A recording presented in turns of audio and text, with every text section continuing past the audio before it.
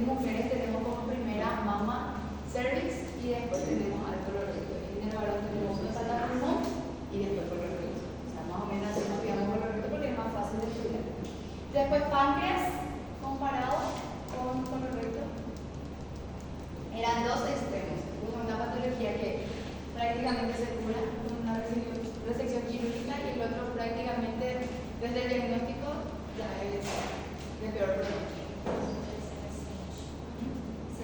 La séptima causa. Y ahí había una característica que en época de campaña política hacía ¿qué se lanzó para la política? Empezó, no sé si ustedes escucharon una vez la música Los Pecados Capitales. Nunca, jamás. Bueno, creo que se dice en todas las versiones. Pero esa música decía, 7 son los pecados capitales, 7 son los días de la semana. Bueno, ¿qué pasó ahí? Que hicimos una neumonía cuando tuvimos cáncer de paro. Todo era 7. 7, séptima causa, 70%, 70%. Entonces empezamos a estudiar cantando. Bueno, y de esa manera uno busca una maniobra para recordarse. ¿Por qué? Porque para estudiar hongo y saber cada epidemiología es demasiado complicado. O cada incidencia es complicada. Entonces, de repente le puedo cantar esa musiquita en el examen.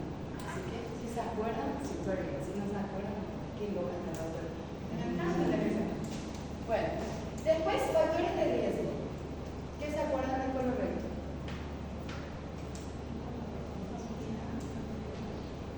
Primerito, el antecedente familiar. O sea, es genético.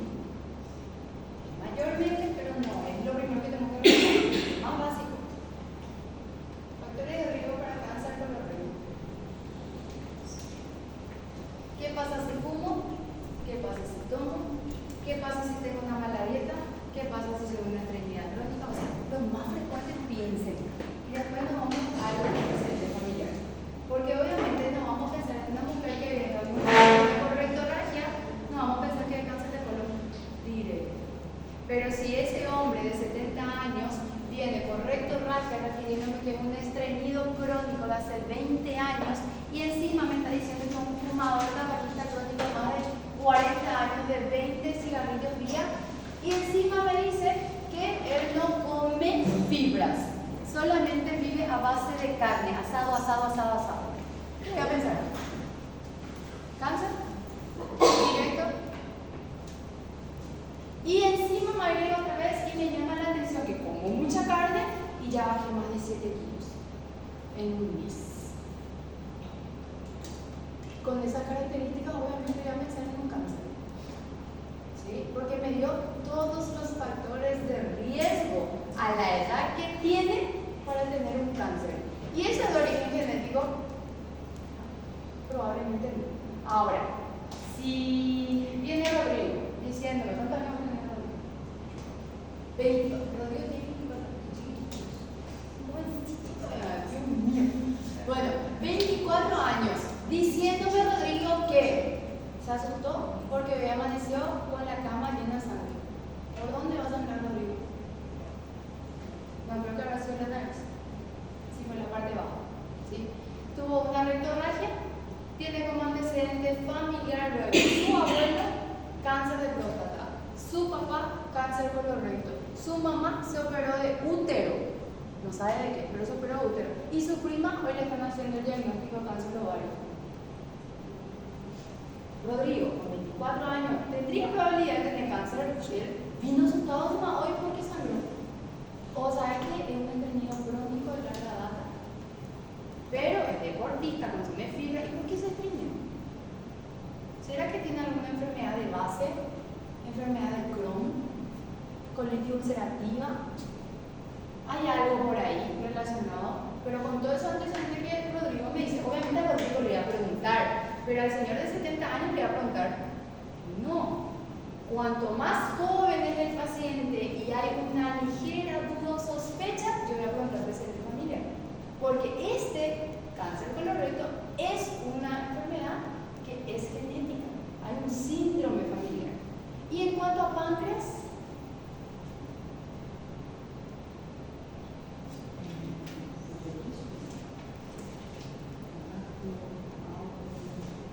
muy bien, pancreatitis crónica, ¿sí? Es un paciente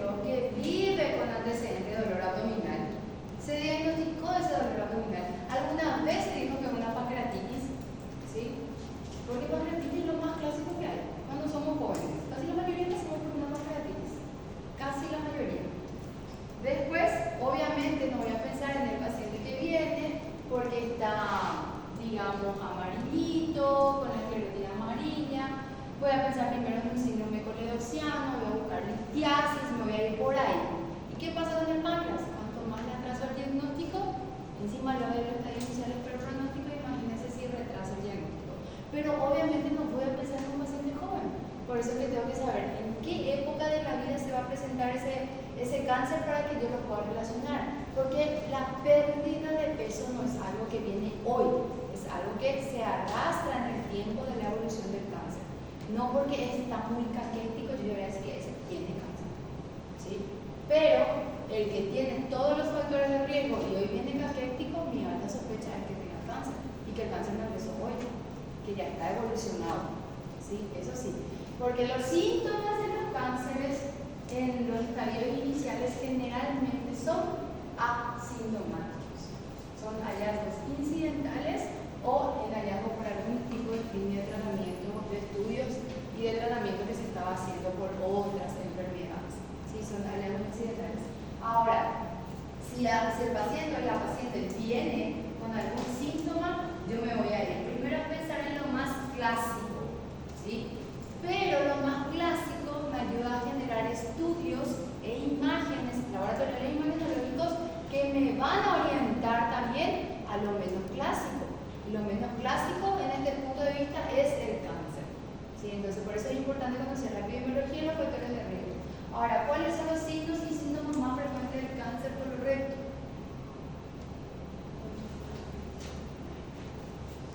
Sangrado. Había tipos de sangrado, ¿sí? ¿Cuáles son los tipos de sangrado que puede tener un paciente con cáncer colorectal? Hematoquesia, ¿qué era la hematoquesia?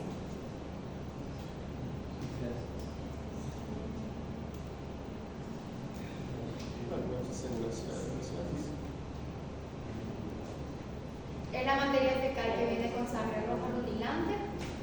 Es la materia fecal que viene con estrías de sangre, pequeños coágulos. Es la materia fecal que se mezcla con sangre o es la materia fecal negra. Que se mezcla con sangre. Muy bien, no es tan oscura, pero tampoco muy rutilante, ¿sí? Y la materia fecal puede venir con estrías de sangre también. La materia fecal que viene con sangre roja, ¿cómo se llama? Rectorragia.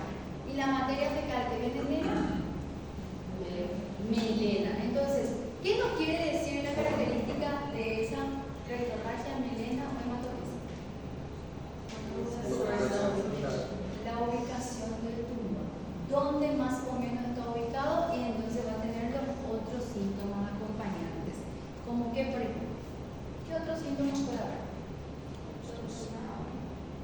Dolor abdominal, síndrome sedoso cuadro oclusivo, muy bien. Después, ya son síntomas constitucionales, pero relacionados al cáncer. También, intercalio con diarrea, de repente, y estreñimiento. Tenesmo rectal, muy bien. ¿Algo más? Evolución en el tiempo. Si sangra mucho, ¿qué pasa? Anemia. Y ahí vienen los estudios de sangre oculta a veces, cuando no es muy evidente la pérdida de sangre. Desde WhatsApp.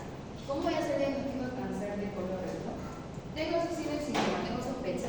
Paciente de 70 años, estreñido crónico, tabaquista larga data, alcohólico, no consume fibra, mala nutrición, consume solo carne roja. Viene hoy por dolor abdominal y refiere que por temporada pierde sangre, correcto, en la materia fecal.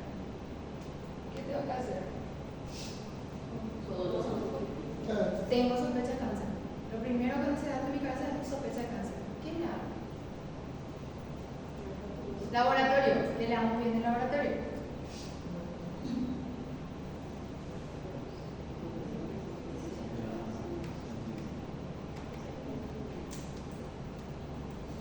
Hemograma. ¿Qué tengo que ver del hemograma?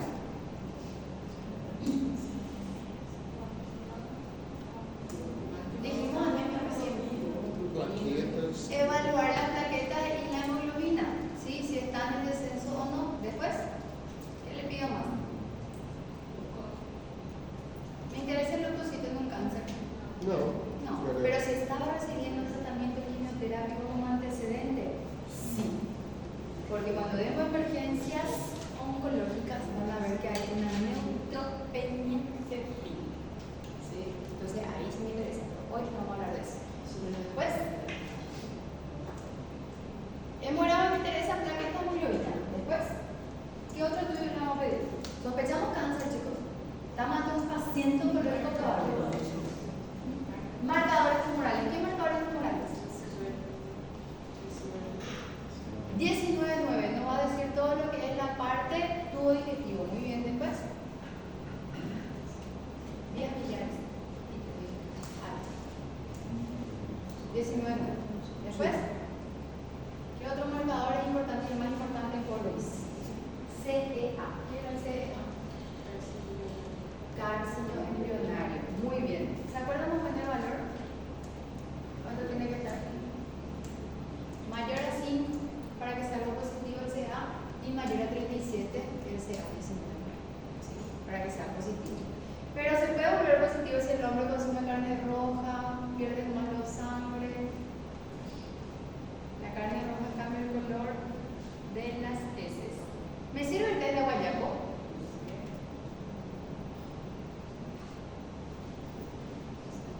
Desde guayaco. El estudio de sangre oculta en heces.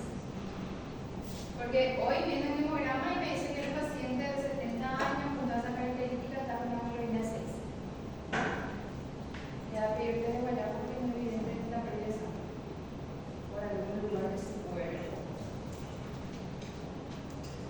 Entre un paciente que consume carne roja, come remolacha, consume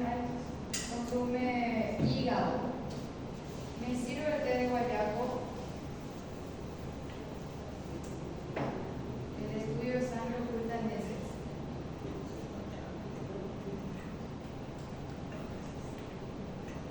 No me sirve porque todos esos materiales dan un falso positivo. Y yo no sé si puedo aceptar esa positividad o descartar por las características. Bueno, entonces, ¿qué le tengo que pedir? ¿Qué le tengo que pedir? Estoy ante un paciente potencialmente oncológico con todas las características, factores de riesgo epidemiológicamente es más frecuente en hombre. Es la tercera causa. Quiero confirmar el diagnóstico, chicos. Ya acá. Cáncer, me está diciendo ese paciente. Es un cáncer de colon caminante. Así lo le llaman los pacientes oncólogos. Es un cáncer de próstata caminante. Es un cáncer de endometrio caminante. Está caminando con su cáncer. Pero necesito confirmarlo. ¿Cómo? Y gracias a Dios. Bueno, el diagnóstico lo voy a hacer a través de una colonoscopía que me va a ayudar a ¿qué? Me va a dar una imagen, ¿cierto? Una imagen directa de lo que yo sospecho. Porque si tiene, por ejemplo, una hematoquesia, voy a irme a investigar sigma y recto. Recto, sigma. ¿Sí? Y voy a encontrar un tumor vegetante de patrón exofítico, friable, sangrante, que prácticamente compromete el 70% del lumen intestinal. ¿Qué tengo que hacer para confirmar? Biopsia. Muy bien. ¿Qué tipo de biopsia? ¿Incisional o excisional? Más del 70% del lumen me está cubriendo todo. Claro, con un truco no basta. Yo necesito diagnóstico no. Necesito decirle, ¿sabe qué, señor Juan? Tenés cáncer de colon recto. ¿Sí? Necesito decirle eso. Y para eso necesito someterla a una excisional gigante que haya riesgo de sangrado para decirle recién, ¿y esa excisional sería el tratamiento? No. Entonces, ¿para qué arriesgar? Entonces, yo necesito un pequeño pedazo para confirmar el diagnóstico. ¿Y después qué tengo que hacer? Una vez confirmado el diagnóstico, viene el señor Juan otra vez a mi consultorio.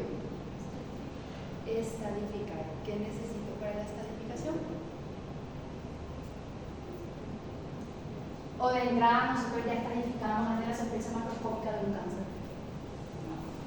Una vez confirmado recién. Santo Tomás.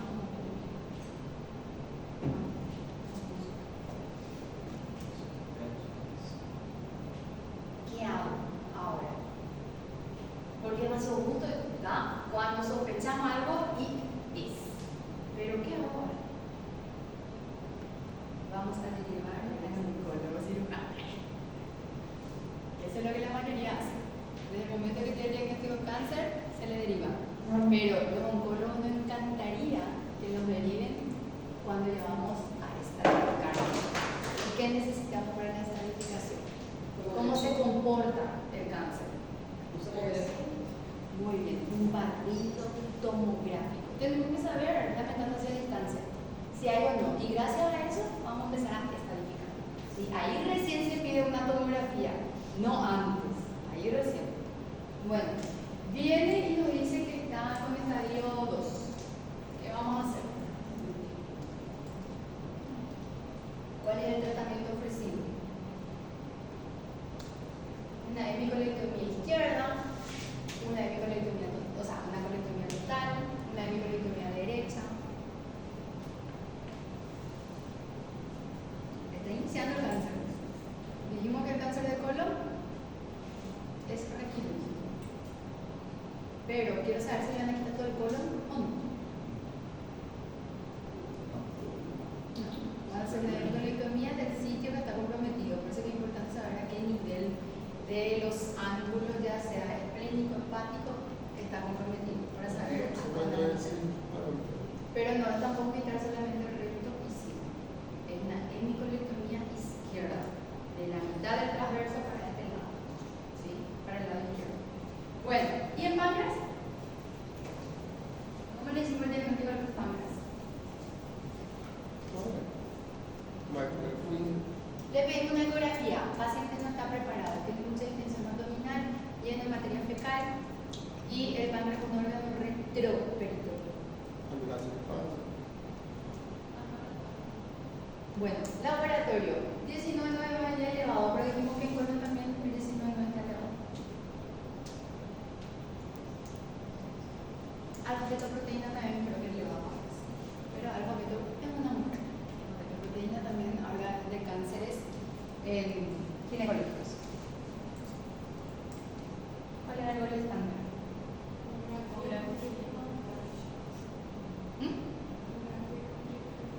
Tomografía con triple contraste, o sea, trifásico, ¿sí? Donde nosotros podamos evaluar el parénquima respecto al sistema portal y respecto al sistema periódico.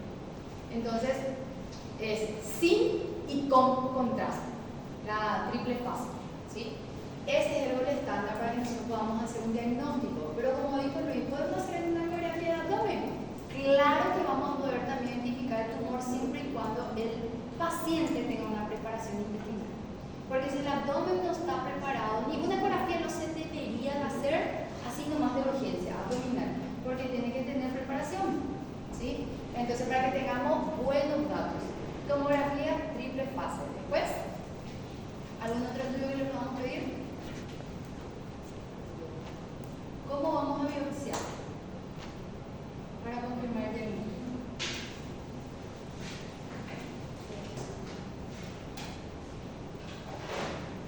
Yo quiero una biopsia incisional nomás, algo chiquitito.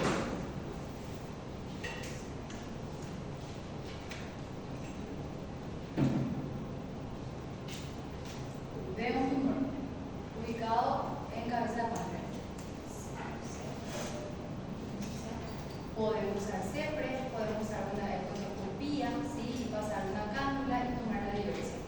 Pero tiene que ser mínimamente invasivo, puede ser intraluminal. ¿Por qué? Porque ahí ya está en comunicación con la segunda porción del duodeno.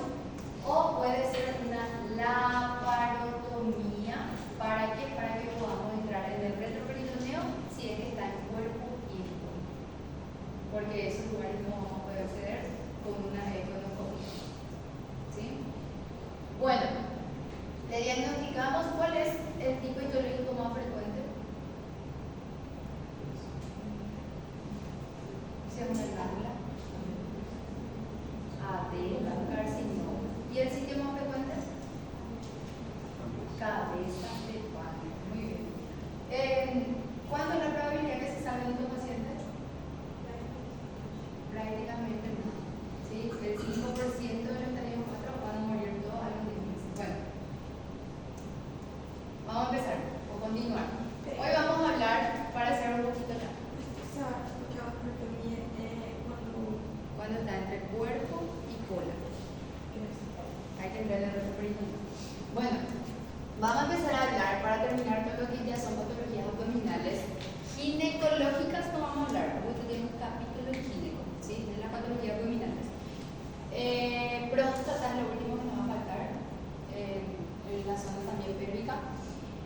después avanzar otra vez a pulmón.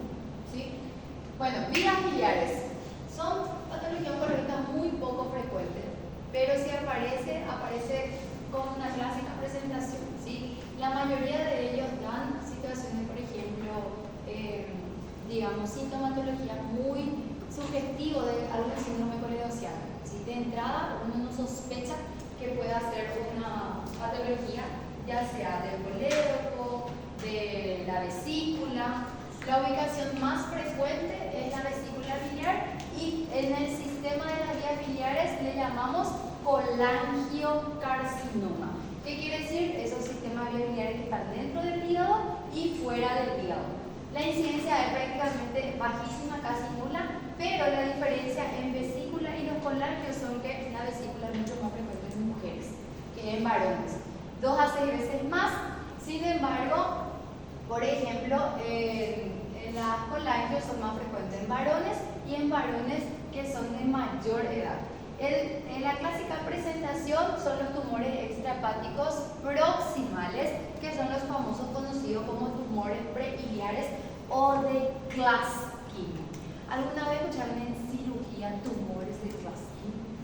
Es uno de los colangiocarcinomas más frecuentes de las vías biliares. Abarca el 50-60%. Luego están los tumores extrahepáticos distales en un 20-25% y los intrahepáticos, que son más pequeñitos, y entre ellos puede haber en todas las zonas intrahepáticas como multifocales. Y de ahí viene una clasificación muy clásica de esos tumores que quiero que sepan porque es pregunta de examen. ¿Sí? A medida que avancemos vamos a conocer.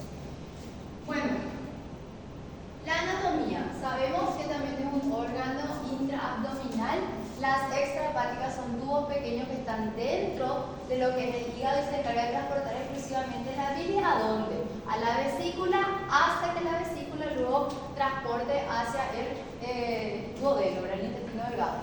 Abarca el conducto hepático común, que es la región prebiliar, y el conducto, que es el colédoco, la región distal. El hígado va a producir la bilis, que va a procesar, en realidad es un conector, es un conducto nada más del líquido biliar. ¿Para qué? Para que haya digestión, procesamiento de todo lo que son los ácidos que vienen del estómago, para que ese proceso se descomponga la glucosa, se combine con el glucagón. Para eso necesitamos la bilis. Y la vesícula en sí es el reservorio de esa bilis. ¿Sí? Por eso es que podemos vivir sin vesícula. ¿Por qué? Porque el sistema portal, el intrahepático, él puede seguir generando bilis y va a seguir transportando por el sistema prebiliar, que luego va a avanzar al distal hacia el colédoco. ¿Sí? El colédoco es lo que no podemos lesionar. Ese siempre el temor va a ser una colecistectomía. Miren dónde está el colédoco. Eso sí, no podemos lesionar. Bueno, en cuanto a lo que es anatomía así cortito, ¿cuáles son los factores de riesgo?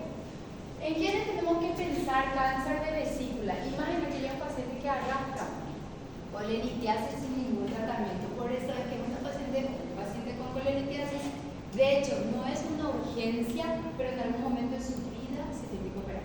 ¿Por qué? Porque favorece a qué? A que haya una displasia ligera a nivel del tejido del epitelio, y esa displasia ya sabemos en qué termina. ¿Sí? Una metaplasia que avanza la displasia, y la displasia avanza a un carcinoma. Y viene el carcinoma vesícula. También es frecuente en aquellos pacientes con vesícula, considerados vesículas en porcelana. Van a escuchar muchísimo a los cirujanos cuando dicen está empotrado en porcelana. La verdad es que cuando entro a llevarla a ellos escucho eso nomás. Ellos mismos dicen que difícil esta colecistectomía porque está empotrado, está en porcelana. Bueno, esas son las vesículas que más factores de riesgo también pueden llegar a tener, y son porque de repente tienen muchas calcificaciones, o sea, son más duras por las calcificaciones de calcio. Pero por suerte, en el 2 a 3% es más dentro del riesgo. Infecciones crónicas, aquellos pacientes que no se desparasitan o que sufren generalmente contaminaciones alimentarias portadores de Salmonella typhi, o las famosas gastritis que no se investigan, el Helicobacter pylori. Por eso es que ante la gastritis yo necesito realizar el estudio o el test de aspiración por el Helicobacter, por lo menos, o el test sanguíneo. ¿Para qué? Para que yo lo pueda tratar, porque también puede haber un antibiótico. ¿Sí? A la larga es un factor de riesgo, entonces es ideal tratarlo. Y miren esto, pólipo en vesícula. ¿Alguna vez vieron una colecistectomía por pólipos? Es muy frecuente en mujeres. Pero, ¿cuándo es un factor de riesgo? cuando es más de 1 centímetro. Así que pacientes que tienen múltiples pólipos son factores de riesgo de impotencia. Se tienen que quitar la vesícula. ¿No es una urgencia? Claro que no, porque no da signos ni síntomas de urgencia. Pero es un factor de riesgo. ¿Sí? A la larga va a sufrir una transformación y va a llegar a tener un cáncer de vesícula. Bueno, ¿cómo se descubren estos pólipos en la gran mayoría? Y la verdad que es porque el paciente se opera por una litiasis vesicular, se operó y vino en el diagnóstico incidentalmente que había también un pólipo.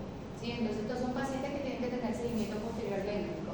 Por eso también dije que anteriormente no se enviaban las patologías. ¿Qué hacía la gente? Operaba todo y tiraba. La importancia para nosotros los oncólogos que cada cirujano envíe lo que saca. Todo lo que se saca del órgano se tiene que estudiar anatomopatológicamente, o sea, histológicamente. ¿Por qué? Porque puede guardar alguna patología que no se conoce, que a la larga, ¿qué va a hacer si no recibió un tratamiento correcto? Recaídas. Como en el caso de una paciente mía que yo tuve, no sé si ya les conté, no seguro a la gente es gineco. Bueno, yo tuve una paciente cuando fui alrededor del gineco-onco. Tenía tumores, o sea, metástasis pulmonares, pero tenía una cosa redonda en la pelvis. Ella ya no tenía útero, ¿sí? El único lugar donde podíamos tomar la biopsia para descubrir qué era de ese tumor. Entonces tuvimos que hacer una laparotomía exploradora para quitar una masa ahí como una carne que estaba en medio de la pelvis. Bueno, le preguntamos todos los antecedentes, ¿por qué te operaste? ¿Por qué esto? ¿Por qué lo otro? Ella se operó por un seno uterino normal, mioma uterino era el diagnóstico ecográfico. ¿Y qué pasó de tu útero? Le dije, ¿dónde está la biopsia que confirma tu mioma? Porque desde mi enseñanza, esa es la cabeza. Tiene que hacerse biopsia, tiene que hacerse biopsia. Se manda todo lo que se quita, se mata. Pero anteriormente ese no era el pensamiento. Anteriormente era tipo, bueno, quitamos el útero, se desecha. ¿Sí? Bueno, ¿qué pasó con esta mujer? Que no sé si ella tuvo una mala interpretación de lo que le pidió su médico o qué. Pero su médico le dijo que tenía la posibilidad de llevar su útero, pero solamente llevar al privado que se evalúe el estudio patológico, era lo que yo quiero pensar. Bueno, ¿qué hizo la mujer? Cristiana sepultura. Le enterró a su útero en su casa. Y cuando yo le puse así, o sea, para mí ya era muy absurdo lo que me estaba contando, porque no estoy acostumbrada a escuchar eso, ¿verdad? Pero ella me dice, y doctora, yo le enterré a mi útero, ¿hace cuánto que te operaste? Le dije, hace 7 años. Y ustedes saben que ese útero tenía un sarcoma, un leiomyosarcoma, porque esa es la deducción, porque evidentemente la recaída estaba en pelvis y sacamos la materia, o sea, sacamos el tumor y era un sarcoma, un leiomyosarcoma ginecológico. No era un sarcoma de los músculos ahí, de esa zona, porque era aislado luego, era un solo tumor que estaba, se puso ahí. Era una recaída. Pero, ¿cuál era el problema hoy? Que ya era una metástasis en la pulmón. Cuando pudimos ver el primera situación, hay ley de la serie. Ustedes saben la ley de la serie, ¿verdad? Si pasa uno, pasa dos, pasa dos, pasa tres, hasta que no venga el tercero, no terminamos. Bueno, vino la segunda paciente. Misma situación, pero esta vez tenía múltiples tumores a nivel pélvico. También paciente joven, se había operado hace 5 años de su útero, ¿por qué? Por mioma, siempre mioma, o sea, no tiene nada más mioma. Bueno, ¿y dónde está tu útero? En el trayecto, mientras llevaba al privado, se le derrama todo el contenido con el útero. Entonces ella no sabía qué hacer y llevó nomás también en su casa y enterró. Yo dije, no puede ser que sea la misma historia de las dos pacientes. Pero gracias a Dios, esta señora no tenía metástasis pulmonar. ¿Sí? Pero los leiomyosarcomas son de potencial comportamiento en el sentido de que hacen muchas recaídas y encima trae difícil tratamiento. Porque hasta que no operemos el último sarcoma, no va a dejar de tener. Los sarcomas tienen mucha recaída. Porque todo nuestro cuerpo está hecho de músculo. Va a recaer en algún lugar donde hay músculo. Y tenemos que sacar, tenemos que sacar, tenemos que sacar. Mi primera paciente con sarcoma tenía un sarcoma alto grado cuando yo fui R1. Yo ya le toqué su séptima cirugía. Pero la séptima cirugía fue una cirugía paliativa decompresiva.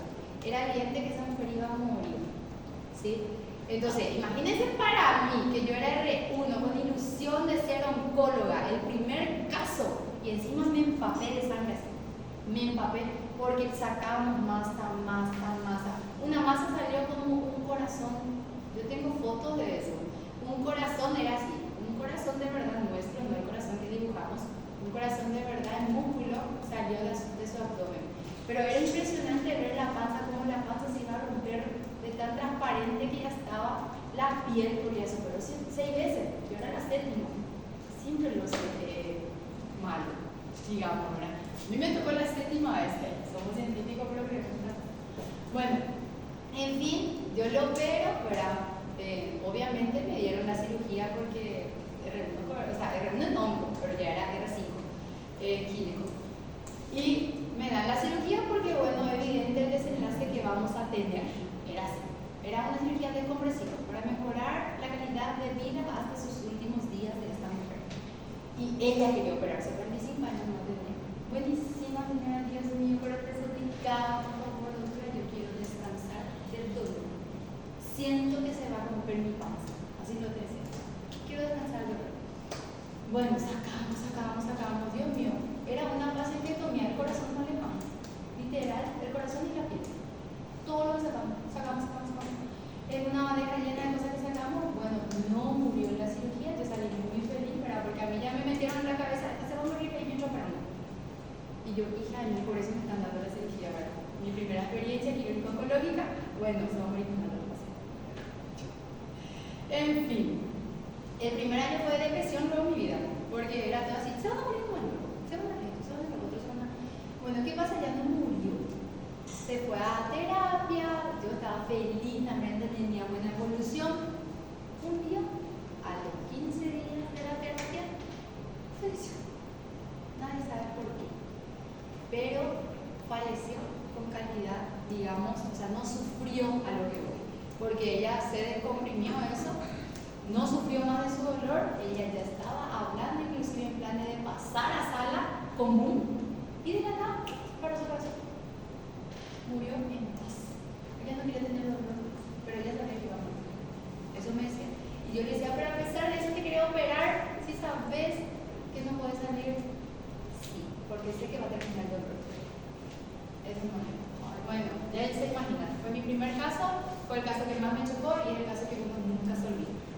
Nunca se olvida. Bueno, en cuanto a lo que es, por ejemplo, también vesícula, podemos relacionarlo a otros motivos, por ejemplo, la obesidad, diabetes, o sea, enfermedades crónicas, también a medicamentos como metildopa, que es algo que consumen muchísimo las mujeres con enfermedad hipertensiva del embarazo, el estrógeno que tenemos todas las mujeres y la exposición de algunos carcinógenos como caucho, radón y cigarrillo, o sea, el tabaco. Si ustedes ponen entre factores de riesgo de cualquier cáncer de tabaco, siempre está ahí, porque el tabaco siempre es un factor de riesgo por su nicotina.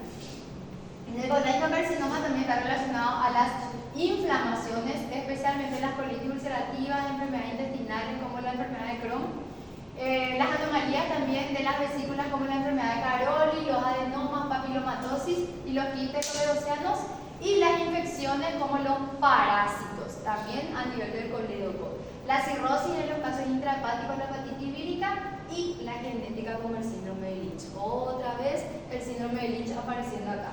Así como también los otros carcinógenos como el tabaco, el tolostal, que era el contraste que se utiliza para las tomografías, el asbesto, radón, nitrosaminas, están relacionados también a los intra y extrahepáticos que dan la patología conocida como colangiocarcinoma. Bueno, signos y síntomas diferenciales entre cada uno. La mayoría siempre son asintomáticos y suele ser un hallazgo incidental en una colecistectomía, o sea, la extracción de vesícula por otros motivos. Pero si hay, puede aparecer dolor, pérdida de peso, anorexia, náusea, vómito, masa en el cuadrante superior, ictericia, distensión abdominal y prurito. Es un síntoma diferencial con otras patologías. Vamos a pensar en cáncer de vesícula. Si hay dolor en abdomen superior y una masa palpable en hipocondrio derecho, ¿qué vamos a pensar? ¿Cáncer de vesícula? ¿Qué vamos a pensar? Cualquier nódulo hepático o una colecistitis o una colangitis o una, bueno, litis no va a doler tanto, pero colecistitis y colangitis sí. ¿Náusea y vómito?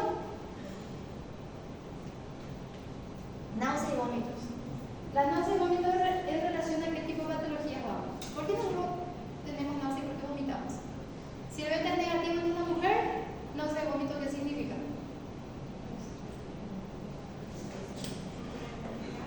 Alguna infección, alguna inflamación. ¿De qué sitio?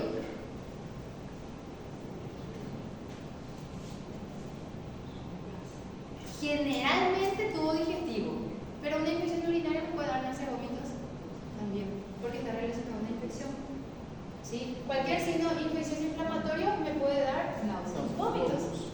¿Sí? O sea que no es un síntoma relevante para que yo diga tener cáncer de vesícula. Primero yo voy a investigar lo clásico. ¿Sí? Anorexia y pérdida de peso. Pérdida de peso, mas. Pero yo toda la vida lo fui flaca. Bueno, Podemos descartar primero algo psicógeno, bulimia.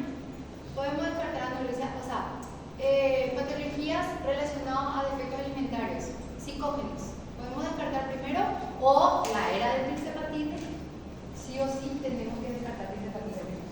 ¿Sí? Nos está aplicando algo, por eso está bajando mucho de peso. Pero ahora, distensión abdominal y prurito, ¿por qué le debería picar tanto el cuerpo a un paciente?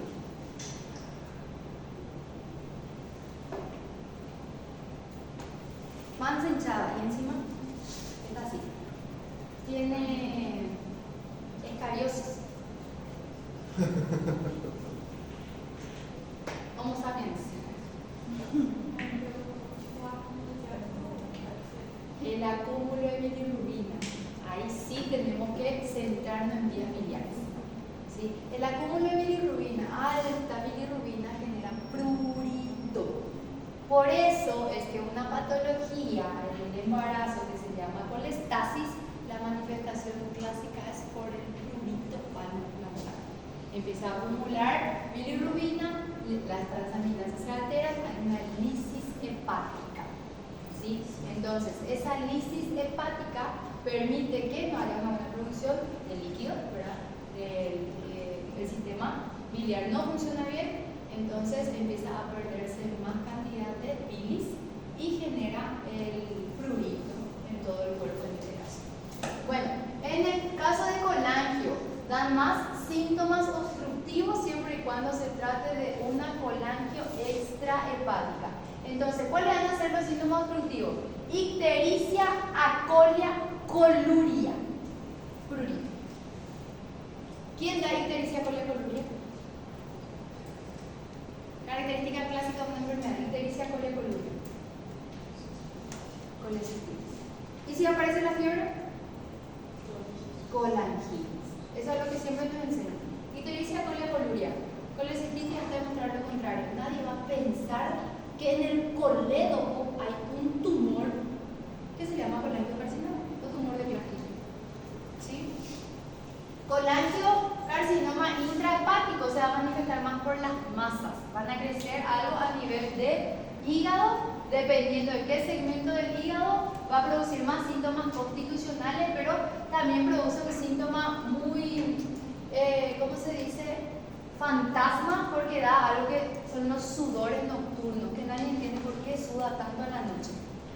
Se manifiesta por sudores nocturnos, empieza a tener ictericia de larga data, hay un dolor abdominal vago, empieza a bajar de peso, empieza a crecer su hígado y todo el mundo le dice que tiene una hepatomegalia, que va a investigar primero en una hepatomegalia. Va a investigar primero parásito, va a investigar primero algo relacionado a la médula ósea, va a investigar primero enfermedades relacionadas a leishmania, dependiendo de qué sitio estemos, si es rural urbano, todo eso se va a hablar, pero no van a pensar hasta tener algo que nos da indicio de que puede tratarse de una colangio intrahepática. Entonces, si tenemos este paciente y lo descartamos todo ya, en caso de vesícula es mucho más fácil, porque en vesícula con una ecografía ya vamos a diagnosticar una masa que hay dentro de vesícula que no tenga calcio, que no sea piedra, ¿sí? Que no tenga colesterol, que no sea piedra en la vesícula. Aunque no se vea tan bien, igualmente vamos a ver los cálculos y vamos a sacar está afuera. Pero también puede tener una pared engrosada o calcificada, una masa con pérdida de interfase entre la vesícula y el hígado. Eso es la característica diferencial que podemos ver con la simple litiasis vesicular. Se hace también la tomografía trifásica, como en el caso del páncreas, y se puede hacer una CEPRE o se puede hacer una colagio pancreato resonancia también, que evalúa hasta dónde se extiende la enfermedad. Laboratorio que pedimos, aparte de tener sí o sí la bilirrubina, que sabemos que va a salir alterado, fosfatasa alcalina, que nos habla de la lisis hepática, y el marcador clásico de zonas de vías biliares, que es el 19-9. En caso de colagio, aparte de averiguar ya todo lo que es también la función del hígado, vamos a ver en la ecografía, pero ¿qué nos sirve más acá? La tomoresonancia o la colagioresonancia. La econoscopía nos ayuda, pero para la biopsia. La econoscopía, cuando encontramos el tumor, ecoeno, para tomar biopsia. Tipos histológicos. En cuanto a vesícula, el 85% de un adenocarcinoma, que puede ser papilar tubular mucinoso o células del anillo de sello, pero las más clásicas son papilares y de mejor pronóstico. Los anaplásicos son de peor pronóstico, pueden haber escamoso epidermoide, neuroendocrino, microcítico, sarcomas y linfomas, o sea, puede haber cualquier tipo histológico, pero el más frecuente es el adenopapilar. El colangio también es un adeno, pero entre los adenos tenemos el esclerosante nodular papilar, que tiene las tasas más altas también de mejor pronóstico, ¿verdad?, de resecabilidad, y los epidermoides. Las esclerosantes son bastante frecuentes, pero las de mejor pronóstico son las papilares en las colangias. Y ahí viene la clasificación que les dije que tienen que aprender, porque si quieren ganarse este punto, está en un caso clínico. ¿Sí? Caso clínico de colangiocarcinoma, obviamente van a saber que es un colangiocarcinoma por el caso clínico, pero lo que yo quiero saber es la estadificación, porque es demasiado clásica esta presentación. ¿Sí? Tumor de Klatskin. La clasificación se llama Bismuth-Corlett, en donde evaluamos, por ejemplo, si el tumor se encuentra acá en el conducto o por debajo de la confluencia de los conductos hepáticos derecho e izquierdo, es 1. ¿Sí? Si se encuentra entre el conducto hepático derecho e izquierdo, es 2. El 3 se diferencia en A y B, si está del lado derecho o si está del lado izquierdo. Y el 4 ya puede ser multifocal. ¿Sí? Entonces, tienen que estudiar sí o sí.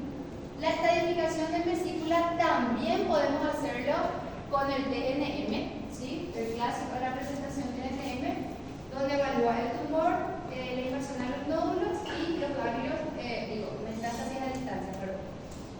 La de colangiocarcinoma extrahepático también distal, podemos tener esta clasificación, TNM también bastante largo, pero que evalúa otra vez según tipo histológico, evalúa sus ganglios, evalúa su metástasis a distancia y el tamaño del tumor. Bastante largo también, pero que la mayoría de los oncólogos para estadificar siempre se va a la grilla. Nunca uno sabe exactamente de memoria. ¿Sí? Excepto los ginecólogos con cáncer de cuello, cáncer de ovario y cáncer de endometrio, que se da de memoria de la estadificación. Pero este TNM generalmente, ¿quién nos da? El patólogo. Y nosotros ayudamos con las imágenes a ver si confirmamos el TNM que el patólogo nos está dando, porque ellos es lo que evalúan la infiltración. Sabemos hasta qué zona está entendido y si ya hubo una invasión linfomacular. Si ya hay ganglio en imágenes, obviamente el nódulo tenemos que saber el tamaño y estadificar, ir avanzando en la estadificación. Si ya hay metástasis en pulmón, ir avanzando en la estadificación. Pero el patólogo es quien evalúa que de esa pieza quirúrgica que sacamos hay invasión o no hemática vascular linfovascular. ¿Sí? Tratamiento. Generalmente hacemos una única cirugía como tratamiento curativo en caso de que sea, por ejemplo, vesícula. Se hace una colecistectomía ampliada con resección hepática en bloque y vaciamiento regional con o sin resección de las vías biliares. Los márgenes deben ser R0. ¿Qué significa R0? Resección quirúrgica donde haya menos del 1%, o sea, 1 milímetro, mejor dicho, menos de 1 milímetro de visión microscópica, o no haya visión microscópica. ¿Sí? R1 es cuando ya superan los 1 centímetro de visión macroscópica, o sea, yo puedo ver que no quite todo. Generalmente ocurre en las carcinomatosis peritoneales, donde yo no puedo resecar totalmente el peritoneo y queda enfermedad. Entonces decimos que la resección quirúrgica fue R1. ¿Sí? Sin embargo, R0 es cuando yo no veo a la visión macroscópica, pero microscópica me informa que hay un margen todavía pequeño comprometido, pero que es menos de 1. Bueno, ¿por qué es importante tener margen? Porque aumenta la supervivencia del pronóstico a largo plazo. La resección depende de la localización del tumor. Si el tumor está en cuerpo, en fondo, se reseca en todos los segmentos. Está contraindicado realizar la cirugía en caso de metástasis a distancia, extensional pedículo hepático que cause ictericia, ascitis, encarcelamiento u oclusión de los vasos principales. El sistema portal luego es una contraindicación para una cirugía. Criterio de irresecabilidad. Los criterios de irresecabilidad van en estructuras cuando los tumores invaden estructuras vasculares de gran porte. ¿Qué significa? La aorta, la vena cava va a ser un criterio de irresecabilidad. La arteria mesentérica es un criterio de irresecabilidad. El sistema portal, la vena porta, es un criterio de irresecabilidad. Si los tumores llegan a esos sitios vasculares, yo necesito empezar primero una neoadyuvancia, que podemos empezar con una quimio-neoadyuvancia o radio-neoadyuvancia, y luego evaluar si va a ser quimio. ¿Sí? Cuando hay criterios de irresecabilidad.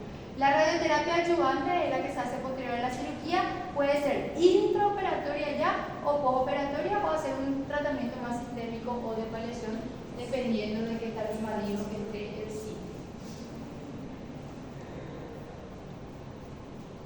En caso de colangio intra, también la cirugía es curativa, pero depende mucho de las extensiones y hay que evaluar los candidatos. Y en cuanto al vaciamiento ganglionar, es muy contradictorio porque depende, ellos no son tan invasivos en el sistema linfático, o sea que viajan más por zonas hematógenas. En cuanto a colangio distal, como ellos están más por debajo, o sea, están más por debajo de lo que es la confluencia de los conductos hepáticos comunes, van más hacia el colédoco, se hace la cirugía de Whipple, que compromete el duodeno y el páncreas también con ellos, ¿sí? Quita lo que es todo el sistema biliar más el páncreas, todo el páncreas, o la mitad, creo que dejan un poco, porque no podemos, sin páncreas no podemos vivir. Y quitan el duodeno, la segunda porción del duodeno está comprometido. La colangio preiliar, se hace una resección iliar con vaciamiento y resección hepática en bloque con reconstrucción biliar otra vez. Se reconstruye otra vez el sistema biliar para saber hacia dónde va a drenar en el colédoco. Y bueno, los diferentes tratamientos, esto vamos a comentar y nada más, obviamente no es para que sepan. Y el pronóstico. Pregunta de examen. Variable importante de pronóstico. ¿De qué depende que empeore? Factores que determinen la resecabilidad. O sea, dijimos que si está comprometido la vena porta es un criterio de resecabilidad, peor pronóstico. El estadio y la localización de T0 a 2 son potencialmente curativos, pero en T3 ya es difícil de resecar. O sea, si el criterio de resecabilidad aumenta el pronóstico, o sea, empeora el pronóstico. De T1A, no perforado y completamente resecado con márgenes negativos, sin evidencia de enfermedad ganglionar o metastásico, solo se observa porque tiene una sobrevida global del 90%. En cuanto a vesícula, tenemos que casi el 90% todos curan, pero en estadios avanzados solamente el 2%. Y en la intrahepática también en el 90% y en estadios avanzados solo el 2%, que está más arriba luego, pero sí, miren la sobrevida en la distal es mucho más alto al quinto año. Casi el 100% se curan todos en cuanto al tumor de extrahepático, las bilias. Bueno, para finalizar, vías biliares, que decía Mahatma Gandhi, ¿sí? El mayor humanista a nivel mundial, vive como si fueras a morir mañana, aprende como si fueras a vivir para siempre, ¿sí? Uno nunca sabe hasta cuándo va a estar en este mundo y hay cada cosa que pasa, cada cosa que uno trata de explicarse por qué tomó esa decisión, por qué uno quiere morir tanto, pero cuando llega el momento de un diagnóstico que de verdad va a morir, uno piensa en todo lo que hizo en esta vida y ya no quiere morir. ¿Sí? Los pacientes oncológicos no son los verdaderos pacientes, no son las verdaderas personas que quieren morir. Nadie quiere morir, creo, pero todos sabemos que nacemos, nos reproducimos y llegamos a morir a la larga. Todos vamos a morir. ¿Sí? O sea, físicamente, porque en realidad químicamente, anatómicamente somos moléculas que vamos a ir terminando dispersándonos como energía en el universo. Entonces, siempre y cuando, o sea, en realidad es lindo lo que dice, pero si vamos a estar pensando que mañana vamos a morir todo el tiempo, hay dos tipos de personas que pueden disfrutar de eso o que pueden generar una ansiedad. si yo hoy no hago, mañana me puedo morir. Si yo hoy tal cosa, no, mañana me puedo morir. O sea, viven con esa ansiedad y ese susto todo el tiempo que si hoy no lo aprovecha, mañana quizás ya no. Está ese extremo del paciente y ese paciente ya es también con una salud mental alteradita, ¿sí? Pero está el otro paciente que aprovecha el momento, que vive el día a día sin pensar que mañana va a morir por más de que venga hoy caminando, como a mí me pasó, casi me dio este filo y hice nomás esto y ¡pah! Mi cabeza, casi me dio este cerebro.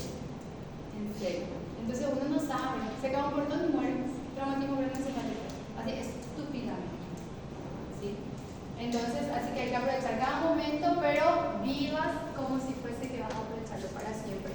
¿Por qué? Porque hoy ustedes están por algo acá. No están porque fueron obligados, me imagino. No están porque tienen que cumplir una misión. No, es porque ustedes tomaron la decisión conscientemente de estar acá. Y todos los médicos somos masoquistas. Clásico eso. Porque somos los únicos capaces de aguantar, no sé si son maltratos, pero faltas de sueño, falta de nutrición. Somos capaces de aguantar eso y encima somos capaces de mantenernos despiertos 24 horas porque tenemos que rendir al día siguiente. ¿Y alguien me obligó a eso? No. Conscientemente vinieron a tomar esa decisión. Pero ustedes saben el objetivo, ¿verdad? Ustedes saben por qué lo hicieron. Hoy llegaron a esta altura del campeonato que no sé todavía por qué quiero ser médico. Y seguro que sí, porque uno nunca sabe por qué quiere ser médico. Hasta el día en que le tocó el primer paciente, como a mí, ¿verdad? Me tocó ese primer paciente recién cuando era de R5 y me hizo tan feliz que le pueda dar 15 días más de vida. Pero murió al final. O sea, si yo me iba a poner a pensar, pero murió al final y qué desastre, qué quilombo, que yo tampoco iba a sobrevivir, porque mi salud mental iba a estar atrofiada, ¿sí? Descompuesta. Y nosotros los médicos tenemos la capacidad, no sé, increíblemente, de manejar situaciones, de aprender a manejar situaciones, porque nadie nace sabiendo, ¿sí? Entonces les va a tocar varias cosas en el trayecto de la medicina que les va a dar mucha adrenalina, como la de ayer, como la que tuvimos ayer con todos los códigos rojos, mucha adrenalina, como también mucha bajada de parámetros, ¿verdad? Van a sentirse pésimos, el peor médico del mundo, el más inútil, el más cómo no me di cuenta y hoy está muriendo, ¿cómo? ¿Se van a echar la culpa? Masoquista, ¿cuál es la necesidad que nos damos? No hay necesidad, pero va a haber. Y también tienen la capacidad de reponerse instantáneamente y seguir. Porque si ustedes caen, peor su paciente. ¿Sí? Entonces tenemos una capacidad extraordinaria y usted vino conscientemente a elaborar esa capacidad y a que cada día se perfeccione, ¿sí? Así que va a haber momentos buenos y va a haber momentos malos y de eso forma parte la vida. Hay que saber aprovechar más cada momento. Bueno chicos, pausa y volvemos, ¿sí?